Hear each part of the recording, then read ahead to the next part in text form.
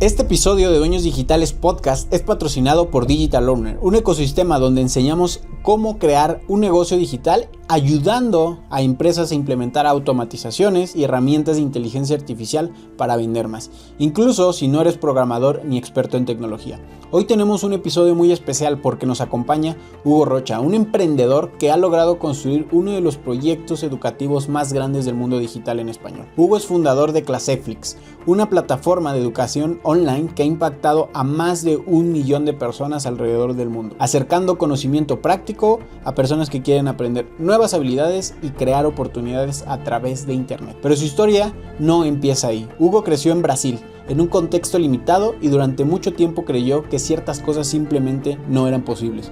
Con los años empezó a cuestionar esas ideas, a estudiar cómo funciona la mente y cómo se forman nuestras creencias, y cómo las decisiones que tomamos terminan construyendo o limitando nuestra vida. Ese proceso lo llevó no solo a transformar su realidad personal, sino también a construir empresas de tecnología, productos educativos y comunidades que hoy impactan a cientos de miles de personas. En esta conversación hablamos sobre mentalidad, decisiones, crecimiento personal y negocios digitales, sobre cómo muchas veces el mayor obstáculo no es la falta de oportunidades, sino las creencias que tenemos sobre lo que es posible. Así que sin más, te dejamos con esta conversación con Hugo Rocha. Hugo, háblame de las leyes del universo. ¿A qué te refieres y cuáles son estas leyes de las que tú muy puntualmente hablas en muchos videos y que pocos emprendedores hablan, ¿no? Se van más por el lado técnico, pero a mí me interesa mucho ese tema porque es la base, creo, de todo el resultado externo. Háblanos un poquito de las leyes del universo. Vale, bueno, primero puntualizar que no es que sea un experto, ¿vale? Yo me crucé con eso hace como 7 años, o sea, yo era un chico súper pobre en Brasil y tuve la oportunidad de tener contacto con un multimillonario que llegó a ser un tiempo novio de mi hermana. Entonces yo a él un día le cogí el móvil y le pregunté, le dije, oye, el tema este de ganar dinero, ¿cómo va? Porque yo no quiero ser pobre toda mi vida. Y él me dijo, tienes que entender que hay leyes que antes de que tú llegara a la Tierra, hay leyes que existen y que al igual que la gravedad se aplica a todo ser humano, ¿no? Si tú te tiras ahora mismo por la ventana y te caes, hay otras leyes también que impactan el crecimiento y tu prosperidad. Y si tú las entiendes, pues tú consigues cambiar de vida. Y ahí pues me interesó muchísimo. Él me enseñó varias, pero las 3 que para mí son las principales es la ley de la causa y efecto, la ley de las frecuencias del universo y el mundo de posibilidades, que parece que me he fumado algo, pero es algo que cambió mi vida para siempre, ¿no? Primero, la ley de causa y efecto básicamente es que nuestra vida es un efecto de las causas que nosotros hemos hecho. Entonces, si yo hoy soy pobre o estoy mal de alguna forma, no significa que yo sea una rueda rota o sea una persona que no sirve, sino que simplemente las cosas que yo hice, mis pensamientos, me llevaron a ese punto. Entonces, yo tengo la capacidad de cambiar toda mi realidad si yo cambio las causas que me llevaron ahí, ¿no? Es como yo me di mucha, para mí se me quedó muy claro, yo he sido papá hace muy poquito, yo no tuve que pensar en construir el corazón de mi hija, sus brazos, nada. Simplemente tuve que poner la causa y el efecto se dio, ¿no? El efecto es un regalo de Dios. Si yo pongo las causas, el efecto viene. Lo mismo para el dinero, la prosperidad y demás. Si yo pongo las causas que me llevan a ese resultado, pues va a llegar independientemente de que yo sea una buena persona, feo, malo, gordo, no importa. Esa es la primera. La segunda, él me dijo que el ser humano vibra en frecuencias, somos como radios. Y el hecho de vibrar en frecuencias significa que yo no atraigo a mi vida lo que yo quiero, sino lo que yo soy. Porque si yo vibro en una frecuencia de abundancia, viene hasta mí cosas abundantes. Y si yo vibro en una baja frecuencia, vienen hasta mí cosas de baja frecuencia, enfermedad, escasez y demás. Con eso, yo empecé pues a aplicarlo, básicamente. Yo definí que yo quería ser rico y quería conducir una Urus desde joven, tenía ese sueño. Y empecé a dibujar en un papel literal, ojalá hubiera guardado ese papel, de cuáles eran las causas que me llevaban a ese efecto de tener una URUS. En aquel entonces yo estudiaba ingeniería y me di cuenta de que estudiar ingeniería no me llevaba a eso, porque yo no conocía a ningún ingeniero que tuviera una URUS. Entonces entendí que esas causas no me llevaban ahí. Abandoné la facultad y me puse a emprender, porque la mayoría de los emprendedores sí tenían URUS, aparte de los futbolistas y los famosos. Yo no sabía cantar ni nada, sabía que famoso no iba a ser, futbolista tampoco. Y luego el tema de las frecuencias es que tu círculo moldea quién eres. Entonces, si tú estás en un círculo de personas que beben, tú vas a beber. Si tú estás en un círculo de personas que fuman, tú vas a fumar. Pero si tú estás en un círculo de personas que ganan mucho dinero, tú vas a ganar mucho dinero, porque el círculo moldea a la persona. Entonces, entendiendo eso, rápidamente cambié mi círculo para emprendedores, gente que ganaba dinero. Empecé obviamente por YouTube y por todo lo que yo escuchaba. Y luego seguí aplicando la ley de causa y efecto. Entonces, yo soy un extremo defensor de esas leyes y para mí es lo que me hizo cambiar de vida totalmente. Me gustaría estirar un poquito el tema de las causas para hacer dinero. ¿Cuáles son las causas que una persona debe de hacer, vale la redundancia, para hacer dinero? Aquí existe un mundo infinito de posibilidades. Al final, el hacer dinero, como la gente dice de fuera, nunca es hacer dinero. Nosotros transaccionamos dinero siempre por una solución. Entonces, donde hay un problema, yo doy una solución, sea un servicio, una aplicación, un software, lo que sea, y yo consigo ese dinero, ¿no? Entonces, siempre es esa transacción. Partiendo de ese principio en el que yo tengo que dar algo a cambio de ese dinero, yo tengo que mirar cuáles son las causas que yo tengo que dar a cambio del efecto que yo quiera. Para mí, ser millonario es para quien quiere ser millonario. Para mí, ser rico es vivir exactamente lo que yo quiero vivir, no tener mucho dinero. Entonces, si hay una persona que para ella ser rica es trabajar en el campo y le gusta hacer eso, ella es rica. Ella sabe que para llegar a ese resultado, las causas cuáles son: buscar trabajos en el campo. No, Hugo, yo quiero ser un gran empresario, creador de empresas gigantes y tal. Ok, ¿cuáles son las causas que te lleva ahí?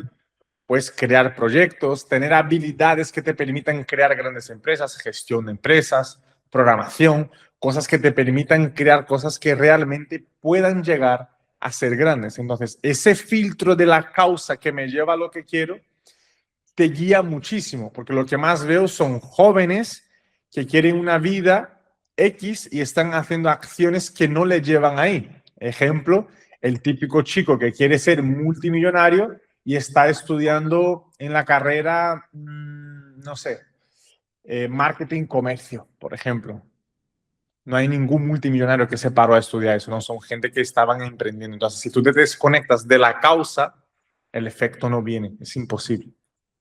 Ok. Y el cambio de contexto, mencionaste algo que ahorita, ¿no? Que vienes tú de Brasil, háblanos un poquito de eso. ¿Y qué hiciste tú para cambiar de contexto y empezar a rodearte de nuevas personas? ¿Cómo llegaste a este millonario? Yo realmente no tenía dinero, o sea, nada, lo que es literalmente nada. Mi madre emigró a España porque realmente no teníamos condiciones de vivir en Brasil. Yo llegué a pasar hambre, algún que otro episodio. Y aquí me encontré con un país donde hay muchas cosas buenas gratuitas. Entonces yo no tenía ordenador en casa y aquí hay como centros donde tú puedes usar el ordenador totalmente gratis. Entonces así empecé a buscar cosas, ¿no? A buscar las causas. Yo decía, ok, ¿quiénes son las personas que yo consigo ver hoy que tienen resultados? Entonces yo veía a muchos jóvenes de mi edad que hacían e-commerce, otros eran programadores, otros hacían Google AdSense, otros eran creadores de contenido, había un montón, youtubers, gente que jugaba videojuegos. Y yo entendí, digo, ok, pues hay esos caminos, voy a probar cuál me gusta más. Entonces empecé a probar. Empecé por el e-commerce. Yo creo que todo emprendedor empieza por el e-commerce. Es como, voy a intentar vender algo. Ahí quebré como tres veces que puse $100. los perdí todo, no me fue bien. Y en ese proceso descubrí unos chicos en Brasil que enseñaban a ligar. Enseñaban a ligar y hacían un montón de dinero vendiendo un ebook. Digo, ok, y si yo cojo ese libro, lo traduzco a español y lo vendo aquí en España, puede ser una buena forma de empezar. Entonces creé una cuenta de Instagram que todavía existe, se llama Man of Today, terminada en doble Y. Y ahí hablaba un poco, básicamente traducía lo que ellos ponían, lo grababa yo y vendía el ebook. Ese fue mi primer emprendimiento de éxito, digamos, que hice como unos $6,000 ahí. Y ahí entendí que sí que era posible. Y en ese proceso de publicar todos los días, de no fallar, de estar constantemente haciéndolo, yo no lo sabía, lo descubrí después a los años. Ese multimillonario que me enseñó, me invitó a un proyecto con él. Me dijo, estaba acompañándote tal, he visto que tienes mucha disciplina, que quieres de verdad emprender, quiero que vengas a un proyecto conmigo, yo voy a poner el dinero y tú vas a poner el conocimiento. Le dije de una, ¿qué hay que hacer? Me dices lo que hay que hacer y lo hago. Y en aquel entonces era crear sitios web y ponerles anuncios a esos sitios web, Google AdSense y demás. Empezamos a hacerlo los 2 primeros meses, números rojos, menos 15,000. Yo, madre mía, yo no tengo un duro, ¿quién va a pagar esto? Lo pagó él, obviamente. Y en ese proceso de probar empezamos a encontrar cosas que funcionaron. Y ahí saltó, no sé si fue un año después o algo así, saltó el COVID. Y en el COVID, como estaba mucho tiempo encerrado, dije, quiero hacer algo, voy a aprender a programar. Y me puse a aprender a programar, HTML, Python, todo desde cero. Y como aprendí a programar, me di cuenta que en Google AdSense lo que más paga son los anuncios. Y tú puedes elegir qué anuncios se muestran en tu web a través de la programación. Entonces yo programé un sistema donde en nuestra web solo se mostraban los anuncios que más dinero nos daban. Y ahí el proyecto voló. Voló tanto que a día de hoy ese proyecto, que era pequeñito, está en más de 11 países. Tenemos un equipo de 48 personas que cuidan de ese proyecto hoy y yo estoy totalmente enfocado en Claseflix, que es nuestra escuela de emprendimiento, y Byte, que es nuestra herramienta que hemos sacado hace muy poquito ahí al mercado también, nuestro software. Correcto. ¿En qué momentos claves en esta corta historia que nos cuentas fuiste aplicando conscientemente estas leyes de las que hablas? Constantemente. Uno de los conceptos claves de la ley, la primera ley, la de la causa y efecto, es definir exactamente lo que quieres. Entonces yo tengo un cuaderno, que lo llamo cuaderno de lo imposible, pero solo es porque hasta en la palabra imposible está escrito que es posible y lo bauticé así, de hecho lo tengo aquí siempre presente. Y en ese cuaderno tú pones imágenes de lo que realmente quieres vivir. Entonces, en ese cuaderno, en aquel entonces, yo tenía cosas mucho más simples, ¿no? Yo quería tener un coche propio, quería vivir solo, entonces tenía una imagen mía de un coche que yo quería, era un Mercedes. Tenía una imagen de un piso, yo quería vivir solo en un piso, no vivir con mis padres. Y al tener eso ahí y tu mente siempre mirando eso que tú quieres, la ley lo que dice es que cuando tú defines exactamente lo que quieres, siempre, siempre, siempre vas a conocer a una persona, vas a tener una oportunidad o vas a tener una idea que te va a llevar a eso, siempre que tú lo mantengas en tu mente de manera constante. Y así lo he ido aplicando. Cuando el proyecto empezó, yo puse las imágenes de lo que yo quería. Cuando yo alcancé ese coche, yo puse las imágenes del otro coche que quería, que era un Porsche Cayenne, que todavía lo tengo. Y después del Porsche puse que quería la Urus, y ahí conseguí la Urus también. Y ahora el que tengo puesto en el cuaderno es una venta de una de mis empresas, una transacción multimillonaria y vivir en una mansión de más de 10 millones. Entonces tengo ahí las imágenes y es constantemente aplicando el mismo proceso. Ok. Supongo, y obviamente, pues te fuiste topando con, más allá de retos externos, con muchos bloqueos mentales, ¿no? De este autoboicot del que tú hablas. ¿Cómo se supera eso? Yo creo que es algo que a todos los emprendedores nos pasa, pero nos quedamos pues intentando muchas veces sin darnos cuenta que los que nos estamos haciendo daño somos nosotros mismos. ¿Cómo identificarlo? ¿Cómo lo hacemos consciente y cómo se quita? Vale, muy buena pregunta, ¿vale? Muy buena pregunta. La forma, primero para quitar ese bloqueo tenemos que entender de dónde viene, ¿vale? El cerebro humano, nosotros nacimos sin miedo ninguno, entonces éramos una caja abierta. ¿Qué pasa? Que nuestros papás, amigos, abuelos nos han ido metiendo miedos, ¿no? No hagas eso porque tal, no emprendas porque eso es peligroso. Entonces tú vas haciéndote pequeñito y vas teniendo miedos. Cuando eres emprendedor, tu caja es mucho más grande, pero aún así existen creencias limitantes que están ahí. ¿Cómo yo salgo de una creencia que me limita, que me hace sentir mal o que me hace no creer en algo? Mostrándole a mi mente constantemente que es posible. ¿Cómo muestro a mi mente constantemente que es posible? Viendo a otras personas hacerlo.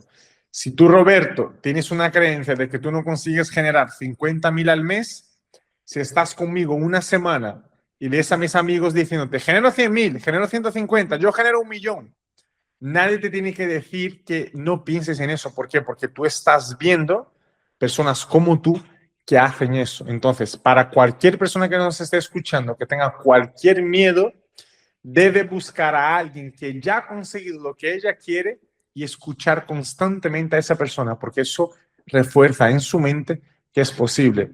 Hoy, ¿cómo lo hago? Porque a día de hoy yo soy humano como cualquiera y me sigue viniendo, ¿no? ¿Será que mi app va a reventar? ¿Será que voy a conseguir vender mi empresa por una multinacional que me pague millones por ello? Yo realmente no sé cómo lo voy a hacer, pero sé cómo funciona la ley. Y es que si yo pongo lo que quiero, pongo las causas, eso se va a dar. Y constantemente alimento a mi mente con personas que lo han conseguido. Entonces, constantemente estoy viendo en YouTube personas que han vendido sus empresas en transacciones de múltiples millones y eso refuerza en mi cabeza de que es posible. Entonces, nunca dejo que entre esas limitaciones en lo que estoy pensando. ¿Cómo ves el fracaso? ¿Qué lente es el que tú usas para ver el fracaso? Podría decir lo que dice todo el mundo, no, el fracaso no me duele, tal. No, a mí me duele cuando yo me equivoco en algo y fracaso en algo, me duele, pero lo entiendo como un proceso de aprendizaje, ¿no? Cuando yo fallo en algo, yo entiendo lo que no funciona porque no me ha funcionado, pero también entiendo que ese camino que yo cogí no era el correcto. Entonces, a través de entender eso, yo no vuelvo a cometer ese error y a partir de ahí. Entonces, cada vez que yo hago algo y fallo, yo voy acumulando pequeños aciertos mínimos que me hacen acertar siempre. Entonces, yo intento fallar rápido, intento hacer las cosas lo más rápido que puedo para encontrar lo que funciona y ahí seguir por ahí. Ok. Y además de enseñar cómo usar estas leyes, digo que ya ahorita vamos a cambiar de tema a otros, pero creo que es lo más importante porque es la base y concuerdo contigo. Haces mucho énfasis en que la ley de atracción es la más difícil, ¿no? Porque tienes que aprender a soltar. ¿A qué te refieres con eso? Lo que me refiero aquí es que cuando nosotros queremos atraer algo, nosotros estamos diciendo que no lo tenemos, ¿vale? Es muy complejo porque es, ok, yo quiero algo y para quererlo no debo quererlo. No, no es así. Es que a nivel humano, yo quiero algo, ¿ok? Yo quiero, no sé, un BMW, un coche, un Mercedes, cualquiera, ok.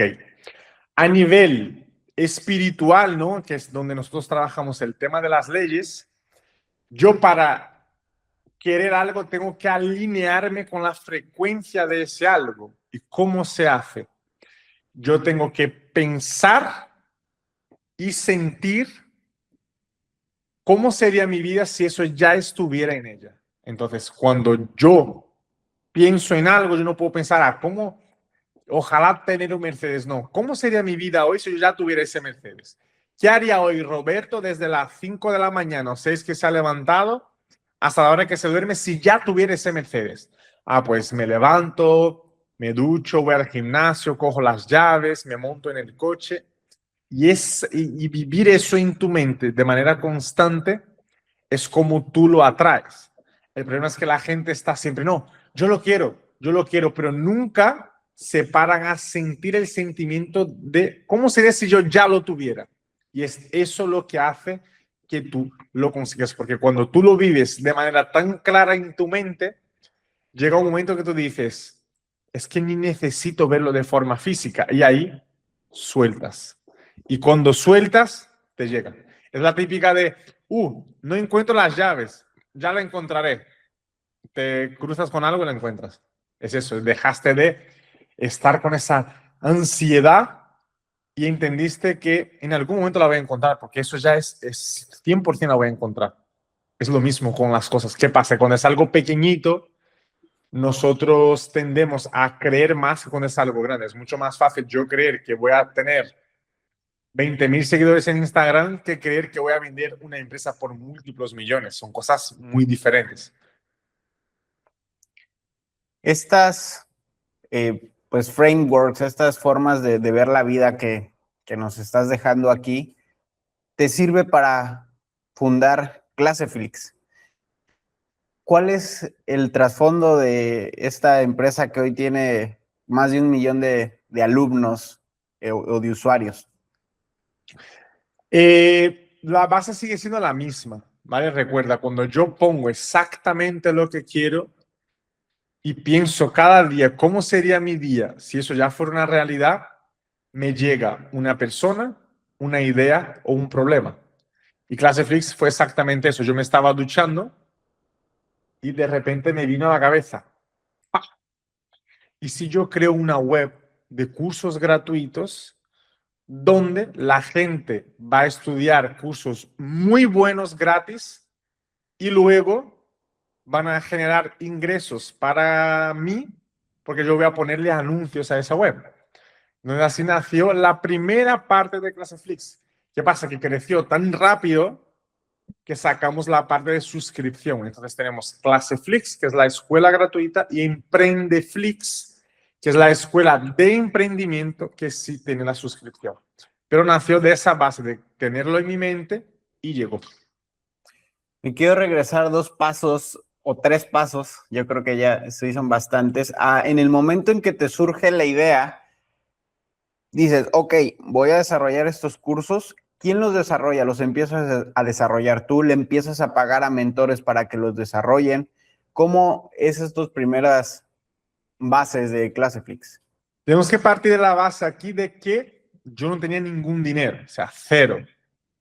Entonces yo no tenía para contratar a nadie. Entonces, ¿qué hice? Yo mismo hice los primeros 7 cursos, o sea, Claseflix nació con 7 cursos grabados por mí y tenía un amigo que era programador, yo en esa época todavía no programaba, él programó la web y yo le dije, oye, si vienes a trabajar conmigo y esto sale bien, tú te quedas con el 20% del proyecto y yo con el 80% y tú lo programas entero. Y él aceptó. Y a día de hoy es socio del grupo entero, ¿no? Que es nuestra empresa, es el grupo CEST. Es socio del grupo entero, pero él entró en ese primer proyecto que fue Claseflix. ¿Lo fondeaste de alguna forma? ¿Hubo un momento en el crecimiento que requirió inversión externa o todo fue bootstrap? No, Claseflix nunca necesitó inversión externa porque desde el día 1 fue rentable. Desde el día 1 que empezaron o sea, obviamente tuve que pagar dominio y un poco de servidor y demás. Estamos hablando de como de 50 euros al mes. A partir de ahí, ya desde el día 1, ya Claseflix generaba ingresos con anuncios. Entonces ya empezó la propia plataforma a pagarse a sí misma y ahí ya empezamos a invertir en profesores más avanzados, en gente titulada, que hicieran cursos realmente buenos y gratis, y eso hizo un boom en las redes, porque en aquel entonces, a día de hoy, es más común, pero hace 3, 4 años no había algo realmente bueno, gratuito y con el certificado gratuito. Y entonces nació el Netflix de los emprendedores, así nos llaman hasta el día de hoy. ¿Cómo Es una línea muy delgada entre la parte gratuita y por ahí se tiene una creencia popular que lo gratuito no se valora. ¿Cómo luchan en Eh, ClaseFlix con eh, esta parte? no luchamos contra ello porque entendimos rápidamente que existe varios tipos de personas en el mundo. Existe el tipo de persona que no está dispuesto a invertir en nada, pero no se trata de el producto, se tratan de ellos. Ellos no creen que ellos son capaces y no invierten en ellos comprando ninguna formación, ningún curso, nada. Existe ese público y va a seguir existiendo siempre. Y existe un público que sí confía mucho en ellos, son los que están dispuestos a pagar mentores, a estar con gente que realmente ellos saben que los van a llevar a algún lado. Entonces, para esa gente que sabemos que no van a pagar nada, seguimos teniendo en ClaseFlix más de 80 cursos gratuitos. Ellos sí están pagando con atención porque ven anuncios. Y tenemos la gente que paga la suscripción, que entra en la escuela de negocios, que tienen cursos diferentes, son solo para negocios, y no ven ningún tipo de anuncio. Es un público un poco más avanzado.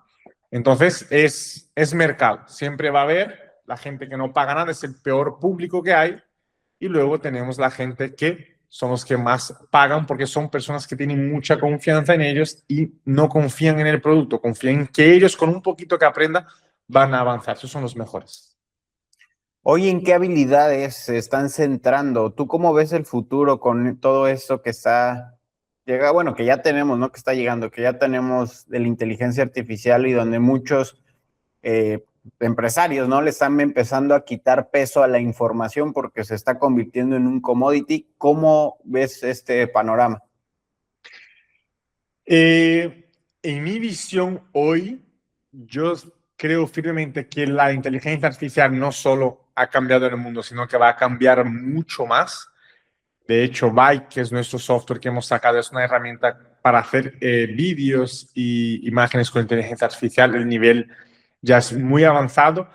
Para mí, los que más van a dominar, ¿no?, el mercado son aquellos que entiendan que la IA no viene para sustituir al humano, sino que viene para potenciar el potencial del humano. Entonces, existe un Roberto que no usa IA y el Roberto que sí usa IA. El que usa IA va a derrocar al Roberto que no lo usa. Ok. ¿Y están centrándose en esas habilidades o qué habilidades son las que deberíamos de estar desarrollando para que no suceda eso? Para mí hoy, entender primero lo básico de inteligencia artificial, por lo menos saber usar una herramienta de generación de texto, ChatGPT, Gemini, Cloud, algo básico. Luego, dominar automatización de tareas, cosas que sean muy repetitivas, que te toman tiempo, a saber automatizar eso, por lo menos para ti. Y luego, algo que aquí yo soy un poco sospechoso porque soy realmente enamorado de la programación, yo creo que cualquier persona que sepa programar usando inteligencia artificial hoy es capaz de crear cualquier cosa. Si yo hoy me dijera, Hugo, te lo quitamos todo, ¿en qué te centrarías hoy? Yo diría 100% la programación y la creación de contenido con inteligencia artificial, ya sea para dar servicios a otras empresas o para crear cuentas en las redes sociales para publicar contenido, hacer publicidad para otros, etc. Hoy cualquiera puede crear pues, cursos, entrenamientos, básicamente con inteligencia artificial. ¿Eso va a destruir o multiplicar el mercado de la educación digital? Yo creo que no lo va a destruir, pero va a hacer que las cosas pierdan valor. Entonces, aquellos cursos creados con IA, las personas cada vez más se van a dar cuenta de que ellos mismos consiguen consultar esa información. Entonces, para mí lo que va a ocurrir es que la gente que realmente pone la cara, crea contenido, enseña de verdad, va a estar muy por delante y su valor va a ser todavía mayor. Porque aquellos que tienden a estar automatizando todo y hacerlo todo con IA, van a empezar a pelearse entre ellos y el diferente va a ser el que lo hace en directo. De hecho, en ClaseFlix nosotros estamos andando al revés. Cuando todo el mundo está mirando por la parte de quiero automatizar el negocio, que genere ingresos automáticos, que yo no tenga que hacer nada, nosotros estamos moviéndonos totalmente al revés. Queremos dar las clases en directo con los alumnos, estar con ellos, porque eso es donde vamos a poder subir el precio. No, antes, si yo tenía un curso online, yo podía cobrar 900 euros. Hoy no todo el mundo está dispuesto a pagar por ello porque hay muchísimo. Pero si yo tengo un intensivo de 15 días en directo conmigo, puedo cobrar más caro porque la gente da más valor a eso. Justamente esa es mi siguiente pregunta. Hoy el valor de la educación, ¿en dónde está principalmente? ¿En la personalización? Yo diría que, por lo menos para mí, y lo que trabajamos aquí dentro de Claseflix, es que sea algo directo y adaptado a cada persona, pero algo que sea que ejecute ya. Yo no quiero mis alumnos diciendo, porque en 1960 la persona tal consiguió hacer tal cosa o se creó el ordenador. No, eso ella lo va a poder consultar cuando quiera en cualquier inteligencia artificial. Yo quiero que ella sepa la forma más rápida de ir del punto A al B. Y eso es lo que nosotros buscamos aquí. Yo no quiero que mis alumnos dominen todas las IAs, yo quiero que dominen aquellas que les hagan ganar dinero en menos de 15 días, por ejemplo. Ok, sí, porque realmente ahí es donde yo veo que hoy hay pues muchas comunidades, mucha gente que está vendiendo cursos, pero me pongo a pensar el futuro de la educación cuando ya tienes toda la información en la palma de tu mano en las inteligencias artificiales, ¿no? Hoy el valor también lo ves en las comunidades. A ver, para mí tiene valor tanto el curso, la comunidad, para mí todo tiene valor. Lo que pasa es que las personas se olvidan de que el que aprende del otro lado sigue siendo humano. O sea, no porque existan inteligencias artificiales, la persona que aprende deja de ser humano. No, seguimos siendo humanos y el humano aprende de una forma específica, que es a través de la práctica, de algo estructurado. Entonces, cuando nosotros les damos a una persona un teléfono móvil y decimos, oye, aquí tienes el conocimiento del mundo entero, muchos se abruman porque se pierden. Entonces, yo creo que el valor va a estar cada vez más en la dirección del conocimiento que en la cantidad. Porque no es lo mismo yo darte 42 clases y tú estudiar solo que llevarte a 2 días en directo y darte 5 pasos totalmente estructurados que tú vas a ejecutar 1, 2, 3, 4, 5 y vas a ver el resultado. ¿Qué te obsesiona hoy, Hugo? ¿Qué me obsesiona hoy? ¿Qué me obsesiona hoy? Me obsesiona el crecimiento, me obsesiona muchísimo dejar una huella positiva aquí, ¿no? Entonces yo creé una sala de mentoría, es algo que a nivel financiero no me cambia nada, pero sí que veo el impacto que generan esos alumnos que están conmigo. Entonces me obsesiona ser un gran mentor, me obsesiona ser un gran papá, me obsesiona ser un gran marido. Me obsesiona ser una persona que nunca pierde sus principios por el valor que sea.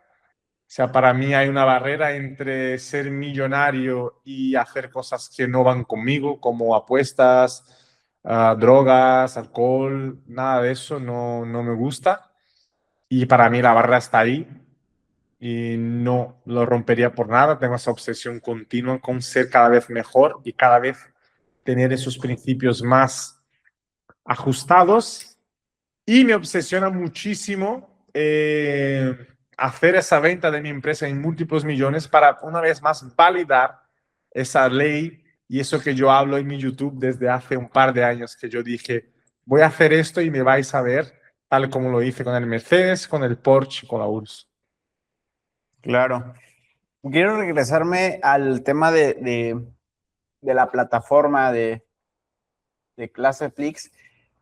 En este tipo de proyectos, tú más que nadie, tú eres experto en esto, el primer reto es que nadie te quiere ver porque no te conoce, ¿no? Y muchas veces el contenido que está ahí, aunque sea personal, pues tampoco te conocen. ¿Cómo rompiste esa parte del huevo y la gallina al inicio? Primero catálogo, primero audiencia, primero comunidad. ¿Cómo le llevaste tráfico a ese proyecto? Vale, la idea de ClaseFix surgió porque nosotros teníamos un blog de empleo donde publicábamos ofertas de empleo que tenía bastante gente entrando ahí. Lo que pasa es que ellos se quejaban mucho de que no tenían la habilidad que pedía la empresa.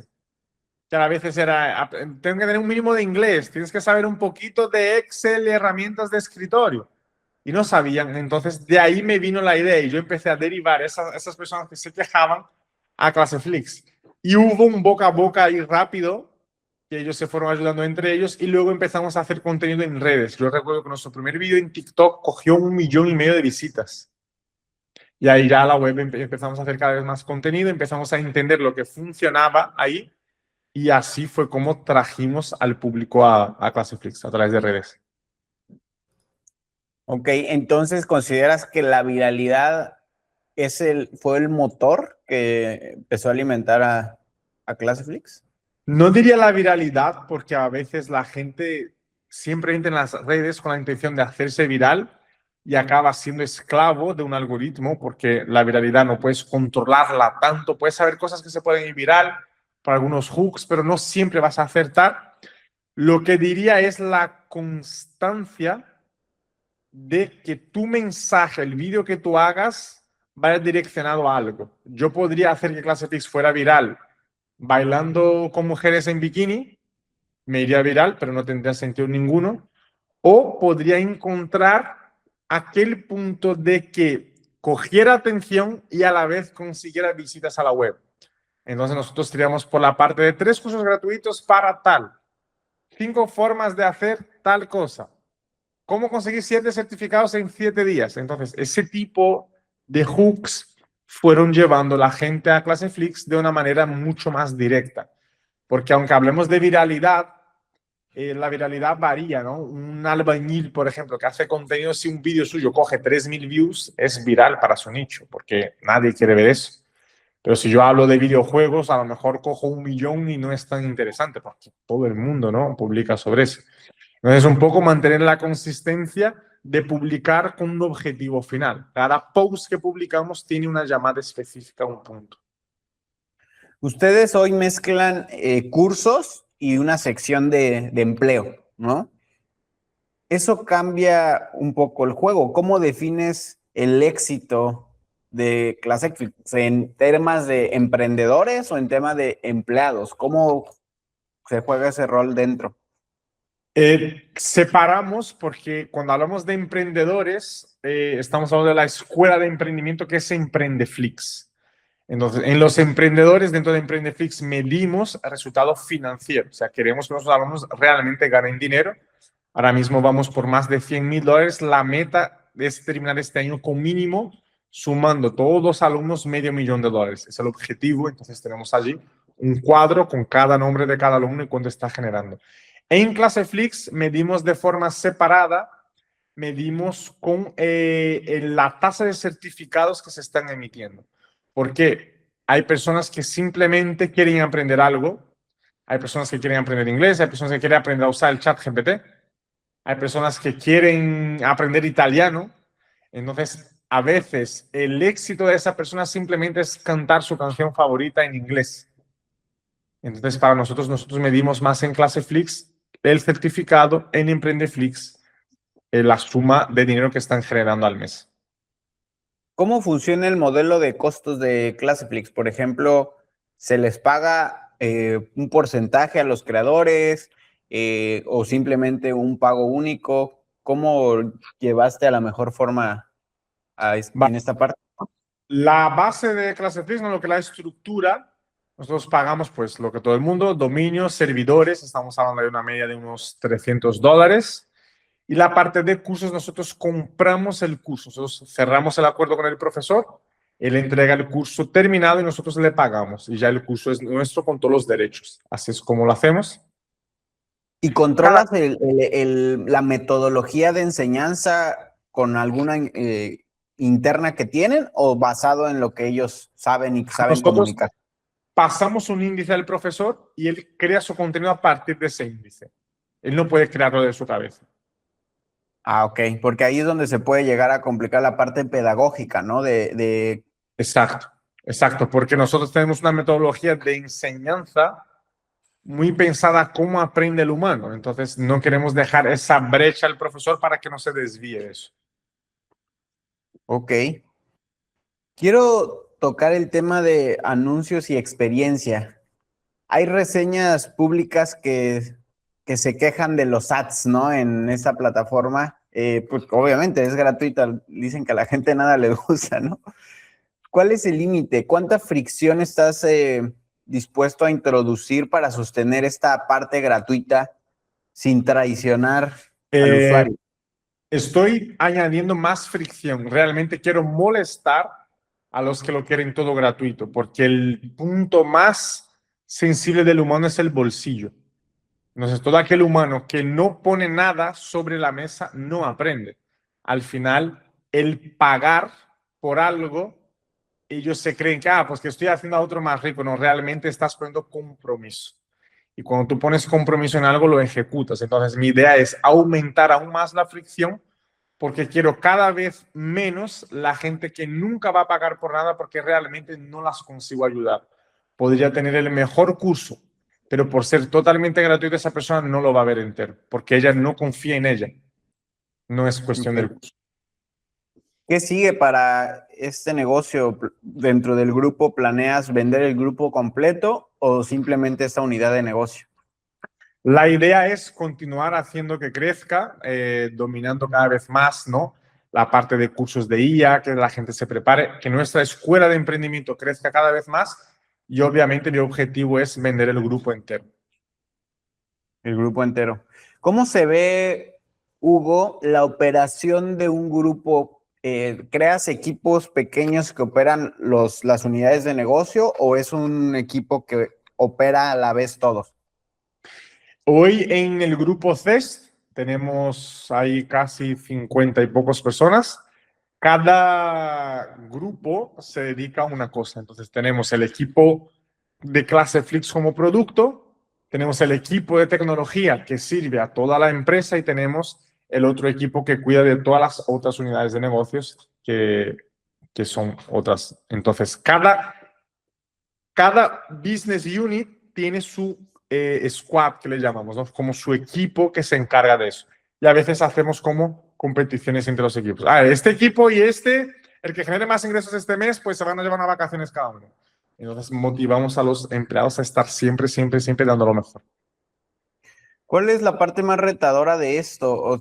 Porque una cosa es tener un proyecto que de por sí solo ya es complicado, ¿no? Llevar a Claseflix a lo que tú lo llevaste, pues no es cosa sencilla. Sin embargo, dar este paso a crear un grupo, ¿dónde están los retos y cómo se puede lograr?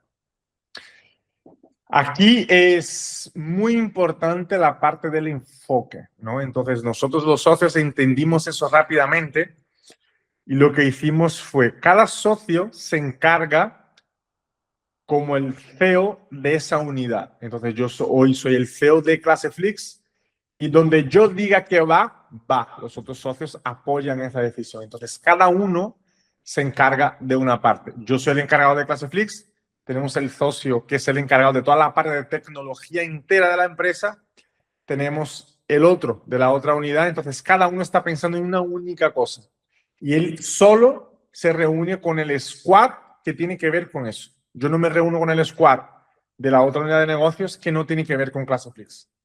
Solo me reúno con la unidad de negocios Claseflix. Y así es como tenemos nuestras mentes separadas, cada uno mirando para crecer ese ambiente. Y entre los socios tenemos desafíos también. El socio que a fin de año su unidad crece más, pues gana también premios, ¿no? A día de hoy creo que tenemos una moto o algo así. Tenemos puesto allí una moto y el que gana pues se lleva la moto. Hay cosas así.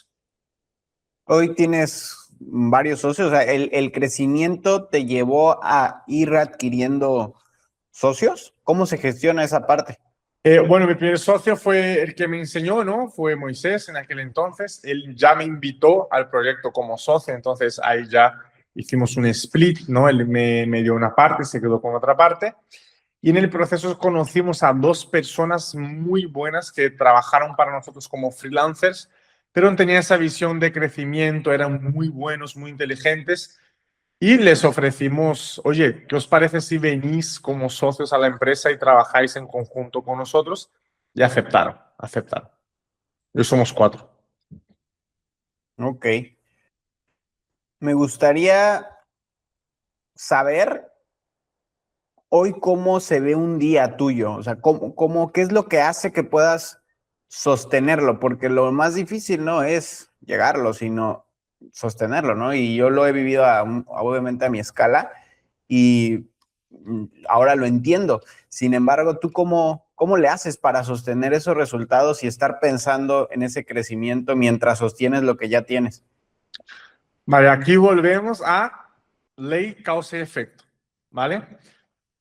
Cojo mi agenda y obviamente, como todo emprendedor, una lista gigante de cosas. Yo miro esa agenda y me pregunto, ¿cuál es la única cosa que está totalmente alineada con el resultado que yo quiero tener en la empresa? Yo quiero que Claseflix venda más. Ok, ¿qué es lo que hace que Claseflix venda más? Hacer los tutoriales en YouTube, hacer los eventos en Claseflix, hacer contenido en las redes. Ok, ¿qué tengo que hacer hoy? Pues exactamente lo que esté directamente ligado a eso. Entonces, yo hoy por la mañana, por ejemplo, me he levantado, he mirado mi agenda y tenía que hacer un tutorial para el YouTube de Claseflix. Entonces, es la única cosa de la agenda que yo tenía que impactaba directamente en el resultado. Es decir, la causa que me genera el efecto. Entonces, lo primero que hice. Y a partir de ahí, voy aplicando lo mismo a todo lo que hay. Y sí tengo algunas reglas y cosas que a mí me gusta hacer. Por ejemplo, a mí me gusta muchísimo bañar a mi hija. Entonces, cuando son las 7 de la tarde, ya no hago más nada, porque quiero vivir esas experiencias con ella, quiero estar con mi pareja también. Pero nunca me siento culpable porque lo que tenía que hacerse ya se hizo. Es exactamente la única cosa que tenía que hacerse. La gran mayoría de emprendedores, diría que el 99%, se pasan el día ocupados y no productivos. Hay días que si tú trabajas una hora ejecutando exactamente lo que tenías que hacer, no tienes que trabajar más horas porque eso ya se hizo. Y ahora, si tú aplicas eso todos los días y en todas las horas que trabajas, avanzas a un nivel que nunca te había pasado en la vida. ¿Cómo te apalancas tú? O sea, ¿cuál es tu palanca principal financiera, de personas, de tiempo? ¿Cómo operas tú? Porque estoy seguro que un emprendedor es experto apalancándose, ¿no? Por eso logra crear esos resultados. Solo es imposible. ¿Tú a qué le das más peso en este tema? Le doy mucho peso a... Hay un cálculo que recomiendo que todos los emprendedores hagan, que es el siguiente. ¿Cuántas horas trabajas al día? ¿Cuántas horas trabajas al mes y cuánto generas? ¿Vale? Imagínate que tú trabajas 300 horas al mes y ganas 3.000. Entonces tu hora vale $100, ¿verdad? Todo lo que te cueste menos que $100 y tarde una hora, no lo puedes hacer tú. Lo tiene que hacer otra persona. Porque si no, tú estás desperdiciando dinero. Un ejemplo básico aquí, a mí me gusta mucho cocinar y me gusta comer cosas buenas. Entonces, carne buena, fruta fresca, todo, ¿no? Entonces, yo me di cuenta que en mi semana yo tardaba 2 horas al día para cocinar, el almuerzo y la cena, y los viernes tardaba 4 horas en hacer la compra y el mercado, todo. Entonces, yo cuando cogí, puse 2 horas por semana, son 14 horas, más las 4 horas del viernes que yo voy al mercado, son 18 horas.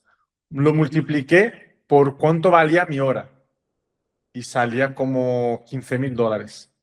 Dije, wow, cualquier persona que yo ponga para que haga eso, que me cueste menos que $15.000 al mes o a la semana, me es barato. Entonces, con ese cálculo constantemente en la cabeza, consigues apalancarte porque lo que tú generas, tu tiempo tiene que estar en aquello que genera ingresos. Si tú estás perdiendo tiempo, se me ha fundido la bombilla aquí de casa, la voy a arreglar. Ok, vas a tardar que 20 minutos, pues te cuesta dinero.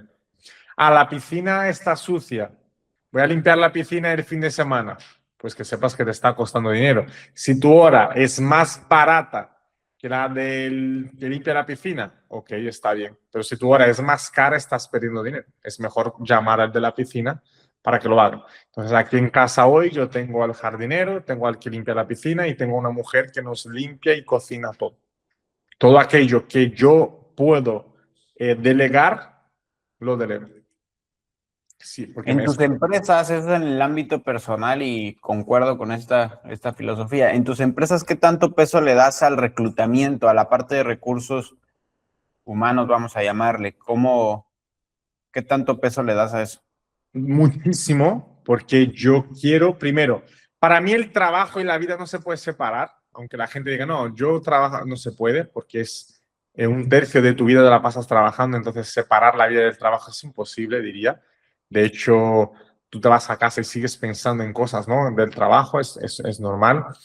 Entonces, yo le doy mucho valor a la gente que contrato. Entonces, el proceso de selección dentro de Classes hoy son dos etapas. Primero, pasas por una etapa de quiero saber quién eres. Entonces, en esa entrevista te haré preguntas de estilo, Roberto, ¿qué te toma la energía hoy?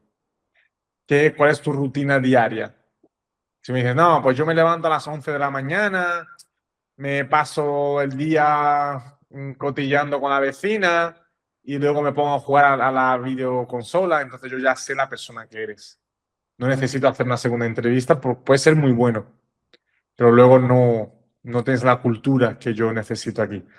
Ahora, si yo ya entro en una reunión, veo a la persona, está bien arreglada, está bien, se comunica bien, hace gimnasia, se entrena por la mañana, tiene buenos hábitos, yo sé el tipo de persona que es. Entonces, ahí hacemos la segunda etapa, que es la etapa de la habilidad. Entonces, yo te doy un desafío. Imagínate que tú vas a ser mi gerente de marketing. Ok, pues yo te voy a llevar un desafío. Oye, Roberto, nosotros vamos a lanzar un curso el día 15 y quiero que tú montes la estructura de lanzamiento. ¿Cómo lo harías? Ahí en directo me demuestras si vales o no.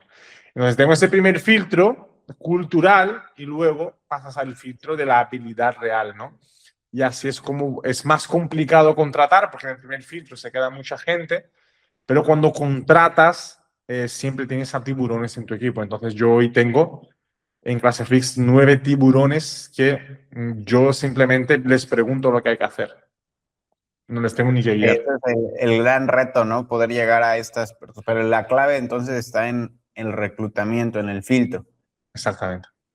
Ok. Vamos finalizando con un par de preguntas más. ¿Para ti qué es éxito, Hugo? Muy buena pregunta. Para mí el éxito es poder hacer lo que yo quiera cuando yo quiera. Es decir, no quiero tener tiempo libre, decir, no tengo todo mi día libre para hacer lo que quiero. Yo quiero poder llegar hoy, por ejemplo, y decir al equipo, no me llaméis de 4:30 a 5:30 porque alguien me ha hablado por Instagram y voy a hacer una entrevista. Me apetece. Eso para mí es el éxito, es hacer lo que yo quiera porque yo quiero hacerlo. O poder comprar lo que yo quiera sin tener que mirar el precio. Da igual si es caro o barato. Yo quiero eso, lo compro. Yo quiero vivir esa experiencia, la vivo. Eso para mí es el éxito, es poder luchar por algo que realmente yo quiero luchar, y no porque mi papá o mi mamá me dijo, tienes que estudiar eso, tienes que hacer aquello. No, eso para mí no es éxito, eso para mí es vivir la vida de otra persona. Excelente, gracias por esa definición. Por último, si regresaras el tiempo y pudieras, obviamente, ponerte en la cabeza hoy experimentada que tienes y ya con sabiduría de tantos años, ¿qué evitarías hacer y qué harías más para poder acortar el tiempo en conseguir los objetivos? ¿Qué haría? Hubiera hecho más, hubiera entrado más rápido en círculos y mentorías de personas que eran mejores que yo. Entonces, pondría todo mi dinero para estar en círculos, en personas, en mentorías, cualquiera que fuera mejor que yo, porque entendí que la forma más rápida de llegar de un punto A a un B es a través de una persona que ya lo ha hecho. El camino es mucho más corto, muchísimo. Eso sería algo que haría, que me haría ir mucho más rápido. Y otra cosa más que haría sería enfocarme un poco más en lo que yo quería y no lo que mis padres decían que querían para mí. Ok. Diría que eso, tener un poco más de coraje, ¿no? De decir, no, yo quiero eso, voy a por eso. Y intentar cada vez más estar en círculos de personas que viven lo que yo quiero vivir. Porque el ambiente, si yo pudiera quedarme, si me quitáis todo el conocimiento y me dejáis uno, pediría que me dejarais ese. El ambiente te moldea. Cuidado con quién sales y a quién escuchas. Porque te vas a ¿Cómo convertir. quieres que te recuerde el mundo?